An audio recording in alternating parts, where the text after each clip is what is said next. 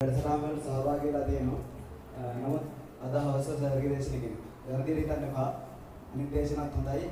මේ විවිධ දේවල් ඇවිල්ලා තියෙනවා. නමුත් අද හවස සර්ගේ දේශනේ ඇත්තටම හදවතට දැනුණා. ඒ කියන්නේ ගුරුවරයෙක් විදිහට මගේ කොච්චර වැරදි තියෙනවද අඩුපාඩු තියෙනවද හදාගන්න දේවල් කොච්චර තියෙනවද කියන එක අවංකවම හදන්න මම ඇත්තටම හිතුවේ දැන් මේ දැන් අපි සතිමත් වෙන බව ගැන උගන්වනවා.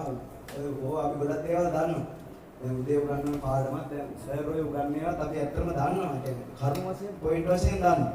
බුදුදහමේ චතුරාර්ය සත්‍ය අපි දන්නවනේ. නමුත් අවබෝධයෙන් තියෙන්නේ ඉතින් ඔය වගේ මේ දැනුම කියන එක අපිට තියෙනවා. නමුත් අර හදවතට ආකල්ප ටිකක් එන විදිහේ අභිප්‍රේරණයක් මොටිවේෂන් එකක් දෙන්න හැමෝටම බෑ. ඉතින් මම මේ ඇත්තටම කෘතඥ වෙනවා මේ වගේ දේශනාවක් අපිට පවත්වලා අපේ පාසල් පද්ධතිය හැඩගස්වා ගන්න. ඒ වගේම අනාගතයේදී මිනිසුන් වටිනවා වුණත් වඩාත් වටින්නේ වටිනා මිනිසුන් බව අපිට ආදරයෙන් මතක් කරලා දුන්න මම දන්නේ ඒ ආදරණීය දේශකතුමාට ගොඩක් ස්තුතියි.